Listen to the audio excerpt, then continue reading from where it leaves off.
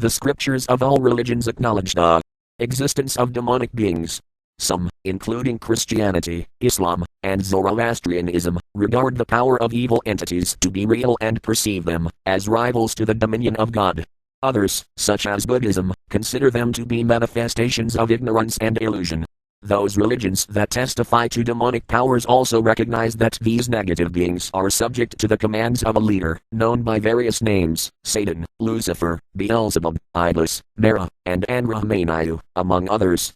While rationalists in the present age of science and technology find it difficult to accept the concept of demons tempting men and women to commit acts of wickedness under the direction of a central embodiment of evil, such as Satan, other serious-minded philosophers and theologians call attention to the diverse horrors of the 20th century and the seemingly endless capabilities of humans to inflict evil upon their fellow beings in the beginning of the 21st century and argue that such perversities transcend the bounds of reason.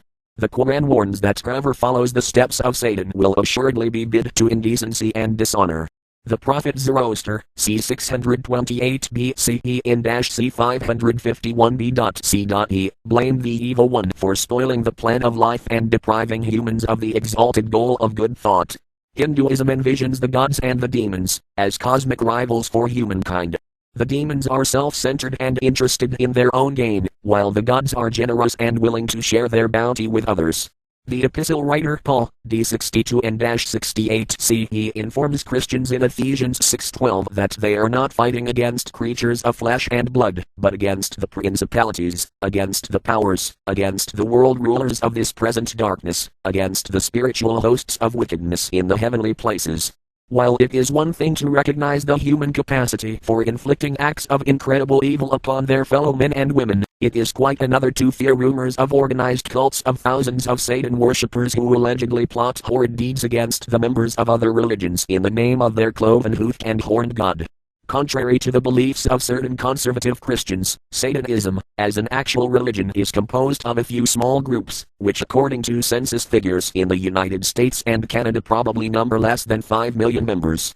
Such religious cults as Santeria, Wicca, Voodoo, and various neo-pagan groups are regularly and incorrectly identified as satanic, and it has been suggested by some that the statistics often quoted by certain Christian evangelists, warning of millions of Satan worshippers, quite likely consider all non-Christian religions as satanic, including Buddhism, Hinduism, and Islam. In the 1980s and 1990s, a widespread fear swept across the United States that there were dozens of secret satanic cults involved in satanic ritual abuse and sacrificing hundreds of babies, children, and adults. Television and radio talk shows featured people who claimed to be former members of such demonic cults and those who had allegedly recovered memories of satanic abuse. For a time, certain communities developed a near hysteria and a fear of Satanists that recalled the time of the Salem witchcraft trials.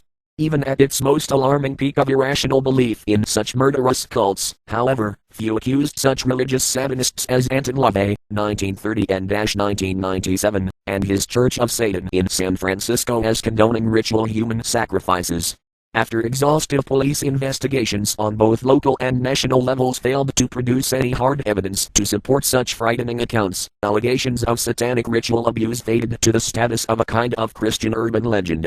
There are many kinds of free-form Satanism, ranging from that which is merely symptomatic of sexual unrest and moral rebellion among young people to those mentally unbalanced serial killers who murder and sacrifice their victims to their own perverse concept of satanic evil.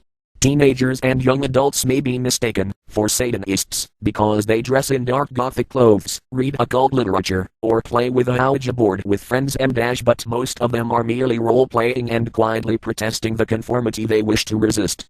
Other young people are drawn into a transient attraction toward Satanism by a number of heavy metal bands who merely pretend to be practicing Satanists to shock parents and to provoke publicity in the highly competitive field of contemporary music.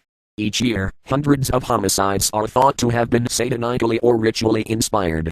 However, federal, state, and local law enforcement has never proven the existence of an organized satanic movement that has been responsible for these deaths, or that those murderers who were apprehended for the homicides were members of any satanic religious group. Some serial killers have claimed to be Satanists, but in each of these cases, police investigations have revealed that the murderers were not actually members of any of the satanic religious groups. Even such a high-profile devil worshipper as Richard Ramirez, 1960, and the infamous Night Stalker of Los Angeles, who committed a series of brutal nighttime killings, robberies, and sexual attacks, was never found to be a member of any formal satanic group.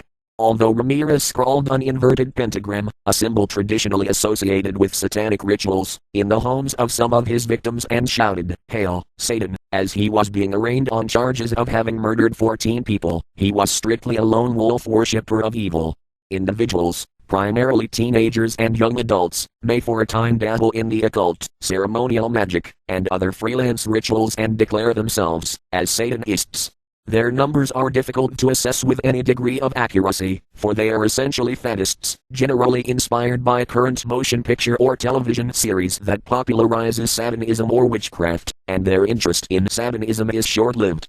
Some of these satanic dabblers may go so far as to sacrifice a small animal and spray paint satanic symbols on houses and sidewalks, but their commitment to a lifestyle dominated by dedication to Satan soon dissipates. Although Satanism and witchcraft have become synonymous in the popular mind for many centuries, they constitute two vastly divergent philosophies and metaphysical systems.